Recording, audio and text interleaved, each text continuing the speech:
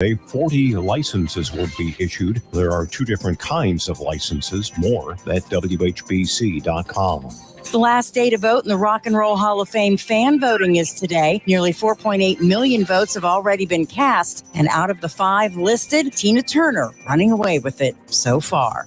Even if you frequent the towpath trail, there's probably a lot you don't know about it. For that, there's the new 146-page towpath companion available now. Mother's Day is Sunday. Americans will spend more than $28 billion celebrating the holiday. Summer school enrollments have exploded in cities across the country. Big and small students this summer will also make up for another important aspect of what they missed over the course of the last year. To address their social emotional needs, like that need for connection with others again. The Cleveland Indians completed the 4-game sweep of the Kansas City Royals yesterday afternoon and now return home to take on the Cincinnati Reds. You'll hear it here on 1480 WHBC tonight. 6:35 is the pregame. Your world in 1 minute. Canton's Morning News with Pam Cook on News Talk 1480 WHBC. You'll find more right now on WHBC.com. Canton's Morning News with Pam Cook continues now. I cannot believe that it has been 4 years since I first interviewed our next guest, but it was a wonderful time that we had a guest for Share the Good Star County, and now this agency is going to, surpass a wonderful milestone, and I'll let her tell you all about it. And we have with us this morning Amanda Anschutz with Compassion Delivered. Good morning, Amanda. Good morning. How are you? I'm doing great. And I'll tell our listeners, first of all, also, they're hearing us on the radio, but you can also watch us on Facebook and Twitter and YouTube right now if you want to do that as well. So, Amanda, 4 years ago, you and I got together so that you could tell us about your wonderful idea, brainstorm, Compassion Delivered. So tell our listeners, first of all, what Compassion Delivered is. Sure. So we are a 501c3 nonprofit here in Stark County that provides healthy meals to people who are coping with life-threatening or terminal illnesses. And we do that with meals that are healthy, and those meals to them are free. And so we have been doing that for a little over 4 years now, and we serve all of Stark County, which is super exciting. And we just have been blessed with being able to do this the last 4 years. And how did you come up with the idea? I mean, what made you, venture into this? Share the story. Sure. So my husband is a culinary trained chef, and we were married in 2015. And when you get married, you merge your finances together, or you talk about what you're spending your money on. And so I had been donating money to a nonprofit in Denver, Colorado, because my cousin worked for them. And so when my husband asked what this donation was for, I said, well, I'm just sending it because my cousin works for them. And he says, what do they do? And I said, I have no idea. And so I had to make a really awkward phone call to my cousin and ask, what does this organization that you work for do? And they shared with us that at the time they were 25 years old. They're now celebrating 30 years. But they provide meals to people in Denver, Colorado, that have life-threatening or terminal illnesses, through food. So we just felt that at that point we wanted to find a nonprofit or an organization locally that we could support with his background, with my, volunteer skills.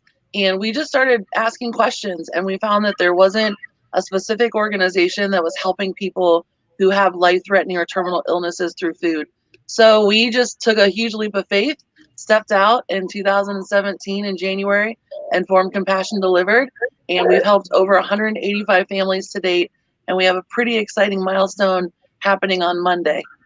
Yeah. And you look at this is because you don't want people to have to choose between, food and medicine, or food and their rent, or things like that. But yes, tell everyone what is going to occur on Monday. So we are going to be making our 10,000th meal with Compassion Delivered in our kitchen on Monday. And I can't even believe that we're at this point, because I remember having this conversation with Daniel, and when we first started, and just talked about these milestones and when they would probably happen.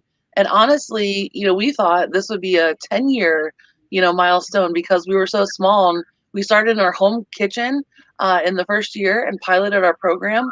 And then we opened our doors to people here in Stark County in 2018. And it has just been growing ever since. That's amazing. And you made it through the pandemic too. How did you guys navigate through that? Well, thankfully, what we already do is, we're already putting in the precautions because of the people that we serve. And so there are a lot of things that we already did prior to last year, but it did put a halt on one of the parts of our organization. We really want to spend time, having a conversation on Friday when we deliver the meals and talk to people, build that relationship and that connection with them, to let them know that they're not alone and that they're not by themselves going through these hard times. But because of social distancing and needing to stay apart, we had to be creative. And so we were able to do porch deliveries, where they stood in their doorway and our volunteers stood on the sidewalk, but they were still able to talk. And that helps most of the people we serve, but some of the people we serve are hospital bed bound in their home or wheelchair bound. So it made things a little bit more difficult. But, I'm so proud of our volunteers, not just from last year and what they had helped us do, but over the last 4 years, the volunteers who have faithfully given their time, so that we can accomplish, helping people here in Stark County who just need a little bit more time, a little bit more just encouragement. And we do that through food and conversation.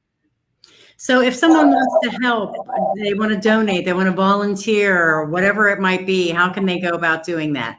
The best way to do it is to visit our website, which is compassiondelivered.org, and all the information is there. And even if they have somebody that wants meals, they want to refer somebody, all that is now on our website.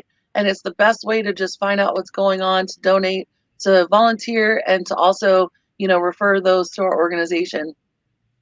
Well, you were our first Share the Good interview, and I believe that we were your first, right? Mm-hmm. You were. So congratulations. I'm so proud to be a part of that and helping you, and continued success, and just so excited for you, Amanda. You guys are doing a great thing. Thanks for coming on. Thank you so much. Thanks for having me. I really appreciate it. Have a good one. You too.